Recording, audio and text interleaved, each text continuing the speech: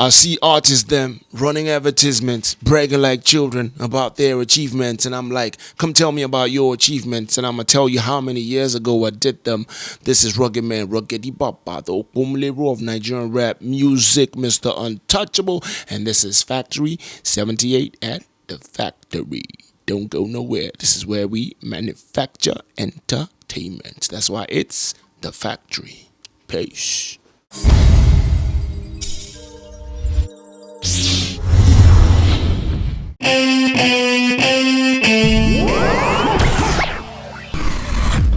Get the nonsense out of the way and speak about the positivity after that. In fact, Tony Payne sent me a BB message saying, dude, get yourself a lawyer. RuggedMan destroys Nice's marriage. Him catching his girlfriend. You said no nonsense, yeah? We can say anything. Yeah. Talk. I am listening.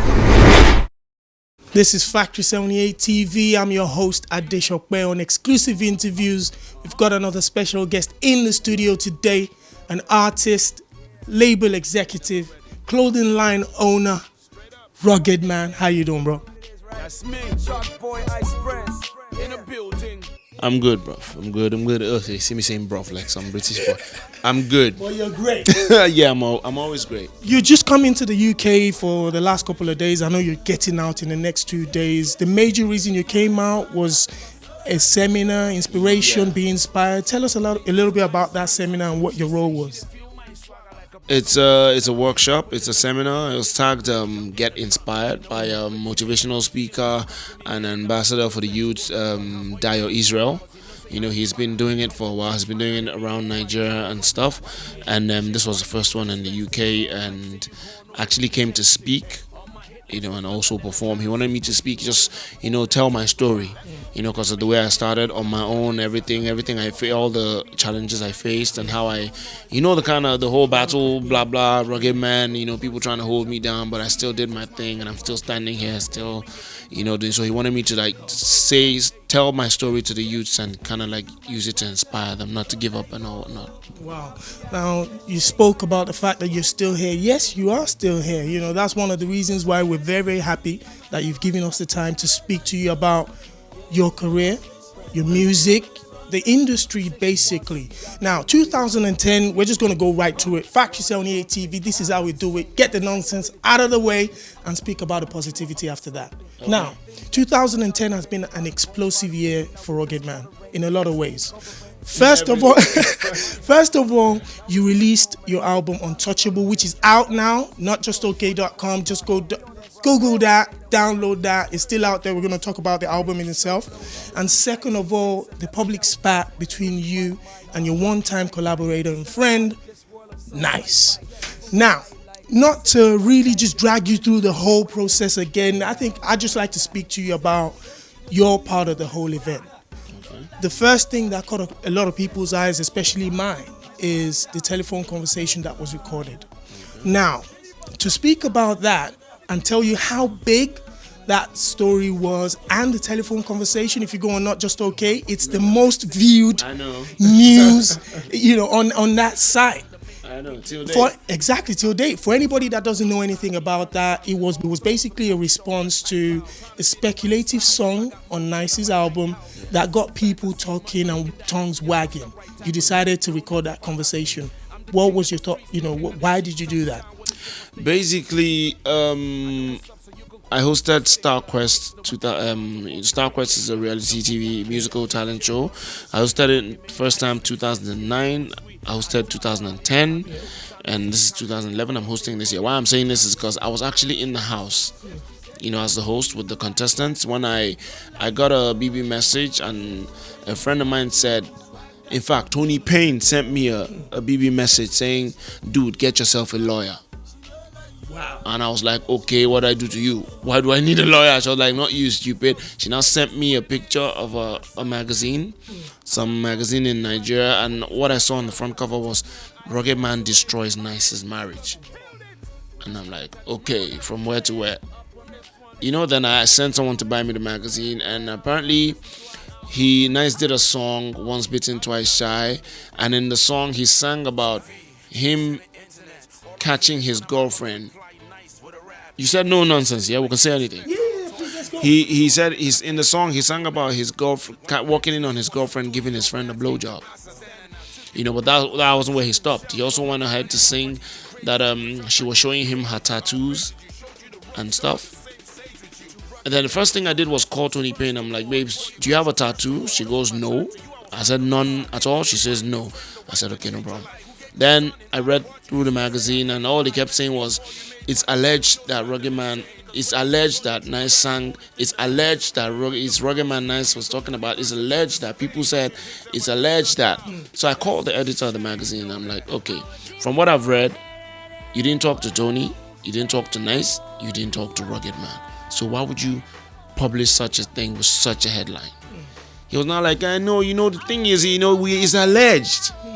I'm like, okay, now you're hiding behind the word alleged, meaning meaning if I sue you, that's what you hide behind. But I'm like, anyways, that's your problem. I'm not calling you to sue or in any, I told him straight. I'm like, I know you have to eat, so you can publish filth like this just to eat. Go ahead, enjoy yourself. But the thing is, it's not professional. That's what I told him. And I left him. Tony Payne was like, she's going to sue, blah, blah, blah. I'm like, babes, leave them. Because if you sue one, the rest will go get behind that person and face you. And you're new in the industry. You don't need it. But I now focus my attention on where the rumor started. Apparently, people heard the song. And why they started picking on me was because the song came out and a month later. Okay, no, first things first. Nice issued a press release that me and my wife have broken up. Leave us alone. At the time when the song Just came before the song came out. Okay. Me and my wife have broken up. Leave us alone. First thing that came to my mind was, who does that? It's like throwing meat to a dog and saying, don't eat it. I'm like, why would you do a press release? It's your private life. You don't need to do that. But it's none of my business, so I left it. Next thing, the album came out. I didn't even know about that particular song. Next thing, I heard Nice and the wife separated. Okay, they've separated and the song is out. And suddenly people are hearing a song where he says, I saw my girl giving my friend nutting and trust Nigerians, they like trouble. So all they started assuming was, okay, the song is out, they've broken up. Okay, maybe it's the wife you're singing about. That's why maybe that's what she did that they broke up. Maybe that's what she did that they broke up. He didn't say yes, he didn't say no, he kept quiet. So people from their assumptions just, yeah, I think it's the wife. No, at first it was the wife, it's the wife. His wife is singing about. Then the next step was, who's the guy, who's the friend? So I took Nice around with me for like 2 years. I took him to everywhere I went to. I helped spread his CDs around. So and even my song Ruggedy Baba, the first award he ever got was from, best male vocalist for my song Ruggedy Baba. He featured on it. I shot the video. I took the video everywhere. I took Nice with me everywhere I went to perform that song and some of his songs for almost 2 years. So people know me. I'm the closest person people know to Nice. And then secondly, I introduced both of them. So it was not like, maybe he's rugged, maybe he's rugged. He's rugged that's close to him. He's rugged that's closest to both of them. Maybe he's rugged, maybe he's rugged. Nice kept quiet. Then suddenly from maybe he's rugged again, it was, he's rugged. He messed up. He messed up. Why would he be sleeping with his... He didn't even say, I met my girl sleeping with my friend. He said, I saw my girl giving my friend nothing. But all of a sudden, people being people, they started adding left, right, and center. I heard people go like, I was even there when they came out, when they had finished. Stuff, I just started hearing all sorts. I didn't have... Basically, I'm not a kid, so I understand a whole lot of stuff. I've been in the industry for a long time. I didn't have a problem with people talking. Because whatever you do, people will talk.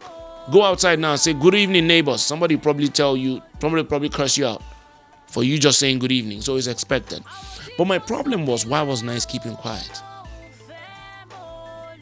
It would have been a very easy thing if he had just, when the rumor started, and he had just come out and said, no, I just sang a song. See me now, basically, when I first heard the song, first question I asked her was, do you have a tattoo? I don't know about anybody giving anybody nothing, none of my business. But the one I know, he said, I saw she was showing him her tattoos. I'm like, do you have a tattoo? She said no. To me, I was being reasonable, thinking like that. Fine. And now I could ask her about the tattoo because my next move was to ask him about the song and who he was talking about. You understand? So when I asked her about the tattoo, I got that one out of the way. Then he was out when I wanted to try calling. He was not in Nigeria. He was somewhere in Malaysia doing a tour. Fine, and I was in the house, so I couldn't come out. Then by the time he came out, I was in the UK to shoot my Share My Swagger video and all whatnot, and all this while, before I knew it, 4 or 5 months had gone. And the rumor just kept going, it just kept going and going. It was tsunami. He hadn't caught fire, it was tsunami at this point.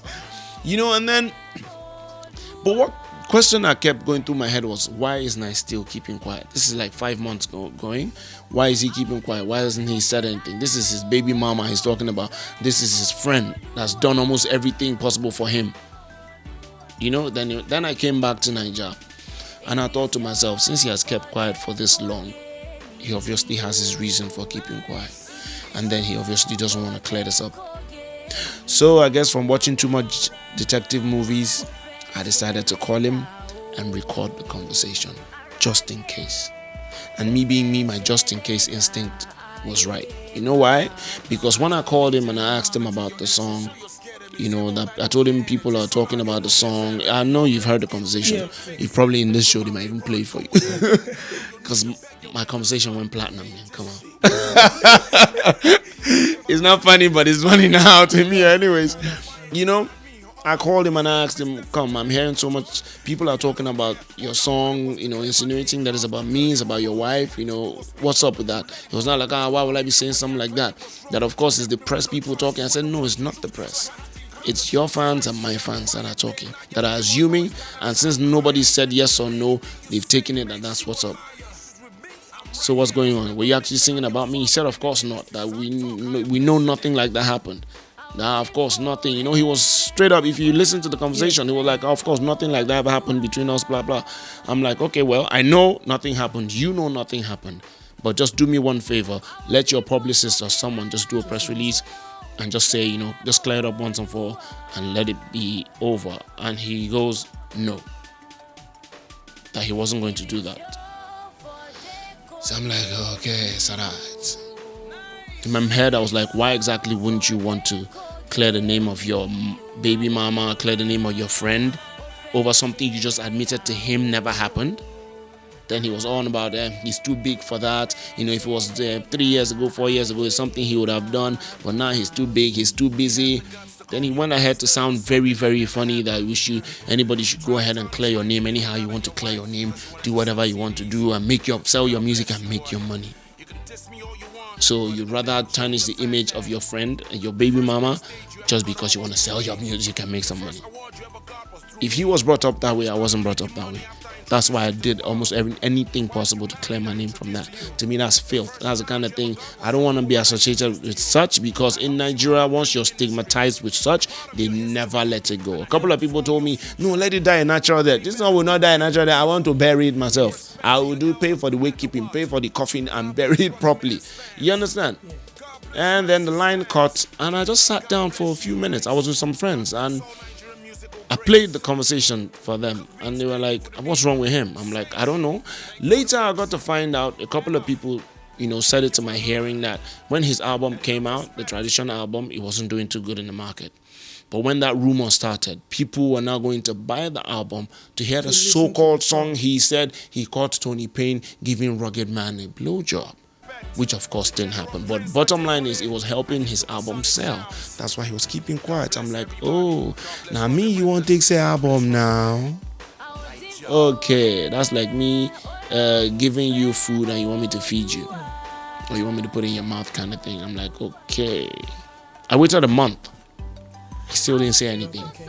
And he was just getting the whole noise. People were writing all sorts of stuff on my Facebook, sending me all sorts of messages on Twitter, to the extent someone sent Tony Payne a message on her wall and were like, Tony Payne, you bitch. Tony Payne, you bitch. Better go and give RuggedMan his son and stop saying his nicest baby.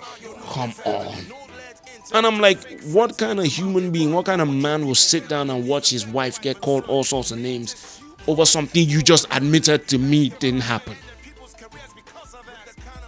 You understand? So I just felt, okay, the only way, from the way it seems now, he's not ready to make any move to clear this up. So I was pushed to the wall. My last resort was to release that conversation so people will actually hear himself say it never happened. That was the reason I put out the conversation. Not because I was trying to spoil anybody's image. That's not me. I'd rather help people come up than run you down. Definitely. And then, yes, I know it wasn't a good thing recording a conversation, but then look at it this way. Even the police use it to solve cases. You understand? A presenter in Nigeria asked me, but do you think it was okay recording a personal conversation? And I asked him, if I overhear two of your friends talking about killing you and I record it, what would you want me to do? Come and play it for you so you take it to the police, or I'll keep it just to save your, not to,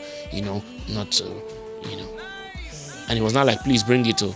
I'm like, thank you very much. So put yourself in my position. That's why I did what I did. And from that conversation, because of the conversation, a lot of people now realize, okay, there was more to it. That obviously he's saying now that nothing like that ever happened, but why does he want to clear it up? Then people turned to him and started asking him, okay, come and clear this up. What's going on? Yeah. First of all, I'd say that was an ingenious move. Yes, it was a personal conversation between friends or so-called ex-friends or whatever, but it was an ingenious move to clear your name and people listen to both sides of the story. We will be speaking to Nice about it as well, so hopefully he'll have something to say about it. But when the recording came out, the internet went crazy. We heard, the buzz over here in the UK, the States, everybody went mad. Not just okay, I'm sure must have crashed for a couple of days because of people trying to listen to that conversation. And his camp obviously wasn't happy about it. And they decided to come out artistically with a diss record, which was Talk, I'm Listening. Talk, I am listening. Ask you a question. Yes. If you do something that's causing a whole lot of negative, negative aura for your friends, your innocent friends, and they try to, you just said it in a conversation that you should do whatever you can to clear yourself. Then they now do what they can to clear themselves. What are you supposed to do? One, just come out and just clear the whole thing once and for all, and still save, have some respect for yourself, or save, or make it worse by trying to do a diss song. Because you still haven't said no, it didn't happen to the public, you still haven't apologized. So instead of coming out, manning up and just saying, okay, I messed up, yeah, I wanted to use it as a strategy to sell records, you didn't do that. You now go and you now recorded this song. That was where he just hit his head against the wall, because maybe he just forgot I was RuggedMan. Maybe this is what you do. This is what you do for a living. You understand? Maybe he forgot how I came into the industry. Maybe he let his arrogance kind of like, maybe he took my silence for weakness because I was trying to be mature about it. But the funny thing about the response to this record was he also graced the record. He spoke and mentioned your name. But can I ask you a question? Yes. He mentioned my name. Yes. Apart from mentioning my name and saying bastard, did he say anything else? No, I think the others were, his team was left to do. No, even his team. Did they say anything about Tony Payne? Did they say anything about the whole issue? No. They were just all about bastard, you want to destroy a career. But nothing was said about what the issue. You understand? You do a diss song, if you're going to do a diss song, keep it on the issue. Use it to either clear up the issue or bring out more proof. But none of that was done. Instead, they just went on shouting, bastard. To me, that was nothing. Basically, I wanted to clear my name, and that's what I did with the conversation. And since they now took it this way, which was my terrain, and I allowed my own boy Chinedu. That's what I wanted to find out. Like, your response to that track, or your Rugged Camp's response to that track, was more or less Chinedu coming out on, a song. He used a song that was very popular, fantastic song already. Everybody knows that song anyway. And he was the only one on the track responding to everything they had said. Was this a camp decision to say, do you know what, boss? You chill out, let me go get him? Or was this a situation where I thought, I'm bigger than this, you could go get him? Whose decision was it? Fix your broken marriage. It was mine. I'm bigger than this. Definitely, I'm way bigger than this. Nice is my boy any day. I'm not even that pissed at him. I just wanted the issue cleared up. But he just escalated the whole thing. you know. And even my Chinedu was like, nah, don't even go into this. I'm like, I wasn't going to go into this in the first place, but you just show them Chinedu alone can take on anybody anytime, any day. Trust me on that. Let alone You showed me. a lot of lyrical prowess in that Trust song. me, he's recording. He's in the studio right now. His single's coming out soon. Trust me on that. Bottom line, I would not lie. If I see a good strategy to do something, I capitalize on it, which is me, which is how RuggedMan has always been. And that's why, to me, they gave me a good avenue to bring out my boy Chinedu, and I let Chinedu go. I just told him, go get him. Sick him, boy. And he did. You let him off the leash. Straight. And the thing is, after that song came out, which was like a response to what they had done, what the group Nice had done, your album was also going to come out in October.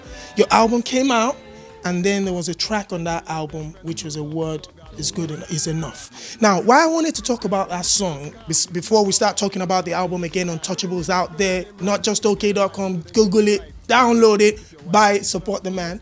The song was, even though it was a response to the whole situation that was happening, it was more or less a personal, conversation to a friend. You guys, you said a couple of things that you guys had done, had shared with each other, the journey that you had been together. And what surprised me at the end of the song was you said, God bless Nice, God bless his fans, God bless my fans and myself, which in my eyes was almost like, let's draw a line under this. That's everything said is said. We've brought out whatever we need to bring out and let everybody move on from there. To me, that was my final take on the issue. That's why I did it the way I did it. I could have easily, at first I won't lie to you, I wrote like 3 songs that I wanted to use to diss him, but I'm like, if he's dissing and I'm dissing, yeah, people will lose the main issue. We'll lose the reason why there was so much noise going on, which is the fact that there's a rumor that RuggedMan was having something to do with Nice's wife, that RuggedMan crashed the marriage. In their own diss song, they didn't say anything about the issue. But in mine, I wanted to talk about the issue. That's why when Chinedu did his, you hear him say a lot of things, as in things that nobody can dispute.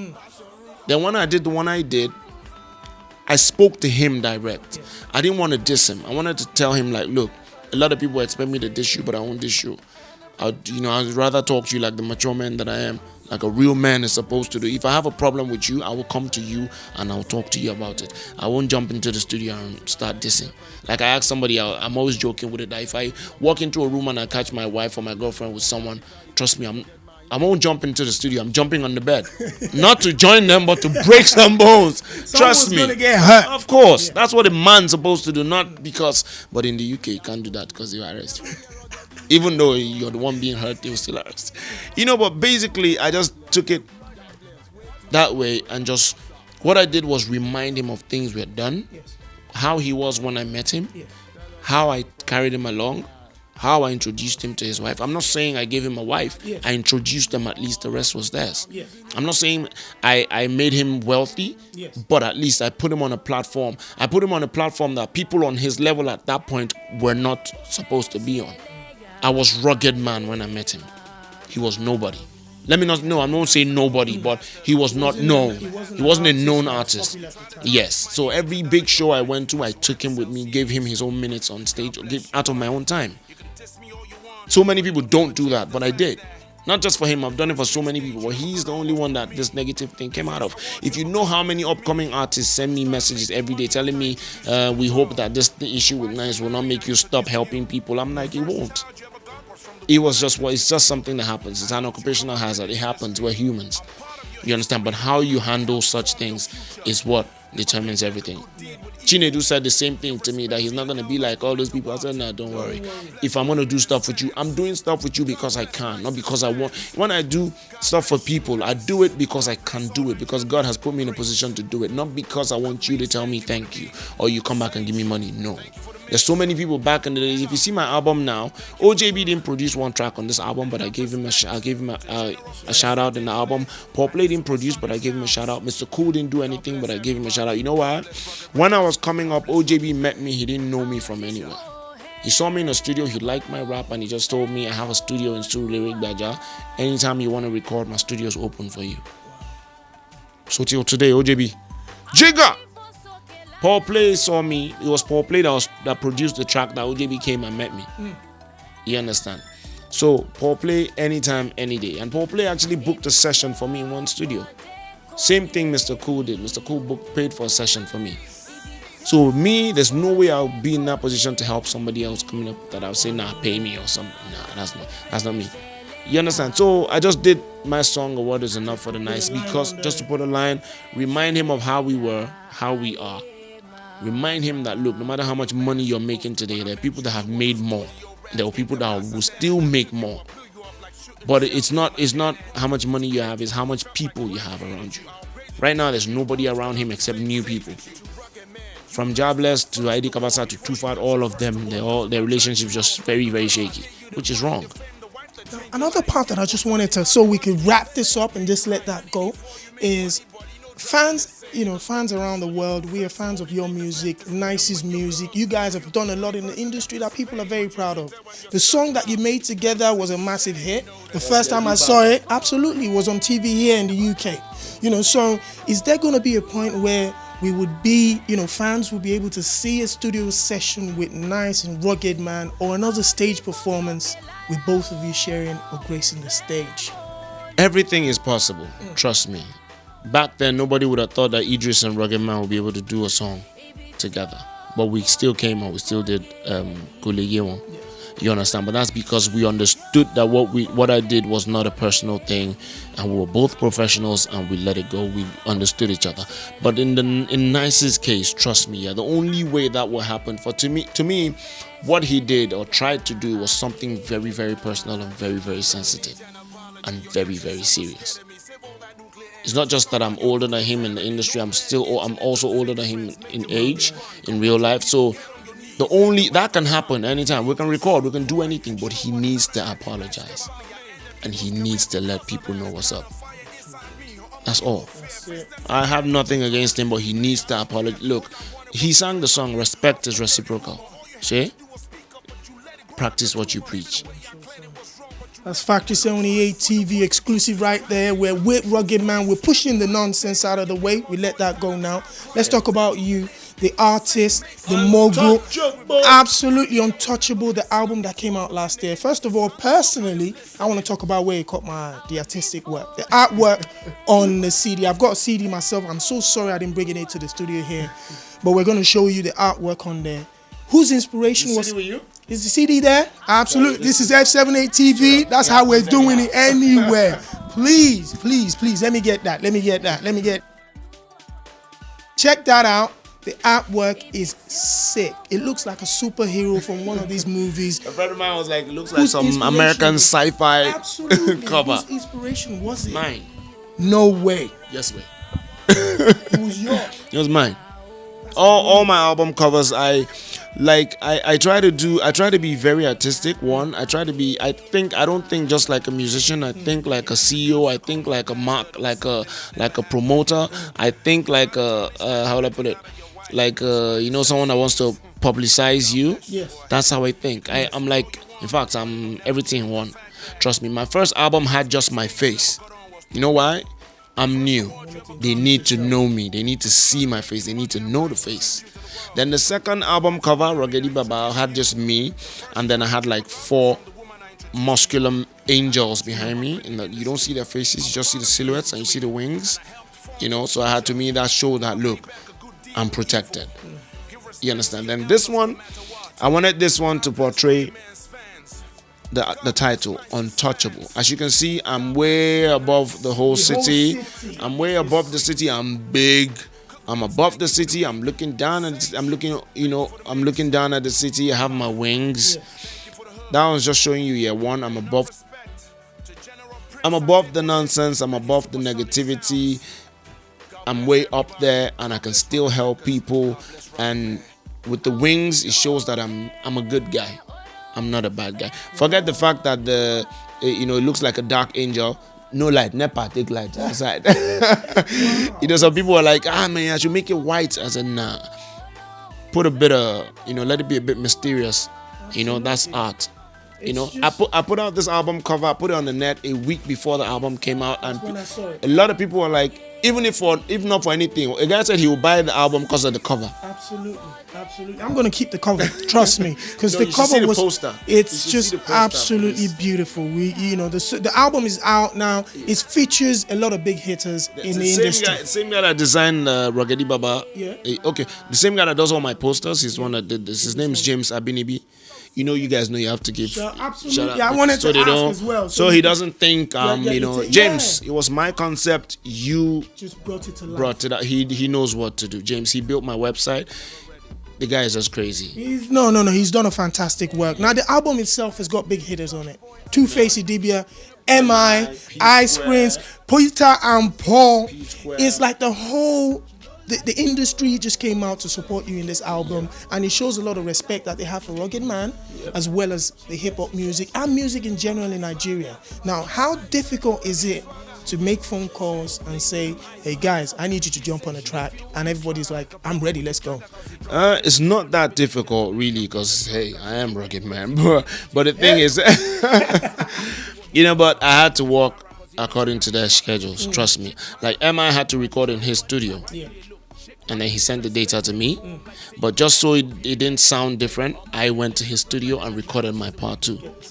Yeah. Then his guy Abuchi, Dom Boos Boos, he did the mixing, and it was cool.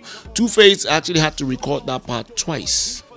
We recorded that's the one with same track, the one with MI and Two-Face. Two-Face took the hook, so I had to record. I recorded the hook first with Two-Face. That was like, should I say, ending of 2009. You understand? We recorded it. Then while I was trying to get MI, something happened in the studio where we recorded. They lost the data. So last year I had to get Two-Face again, and we now went to Two-Face's house. We now did it. Well, that's love. Two-Face being Two-Face, we didn't just record only one. We recorded 2 songs. But the second song is coming out in the international version of this album. I'm pushing this one for now, but there's an international album coming out. When we finish with this, I'll still tell you about the international. But this one, that was how I got Two-Face. Then the one with P-Square, the one with Two-Face and MI is titled Because of You. Then the one with P-Square is titled Low. Yeah. Peter actually produced that. Peter P-Square, he produced it. He did the beats in the studio. Then we voiced at Foster Zeno's studio in Ikeja. And that was how that one was done.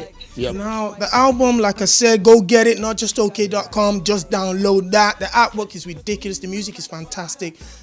The collaborations is just, It's it's one just, of the craziest collaborations on this. let's go. RuggedMan featuring The Grin. Yes, absolutely. A lot of the fans will be very, very happy that happened. I shot the video last week, and The Grin took his part. Exclusives. Sorry? That's all I'm gonna tell you. I shot the video last week. The Grin took his part. Watch out on this. Watch out on this show. You see, 7A TV is coming live. what I'm gonna do for you, I'm gonna give you a teaser of the album, of the video. Like I think a week from now, I'll send you the teaser. That would be fantastic. Then once the video comes out, I'll send it to you too. Trust me. I think I'll be about the only person who did a song with The Grin, who The Grin is in the video actually doing his part. I'm not using anybody. I'm not using a lookalike. I'm not making any animated character of The Grin. It's The Grin himself doing his part. And what I'm doing is I'm releasing the video on the 22nd of April. That's the year he died last year. Remembrance. Just to go with it. Yep. He's our boy. He has to live. Just keep watching FACTORY78 TV. Now, before I let you go, because I know your schedule is just crazy, you are an artist. You are a music record label executive.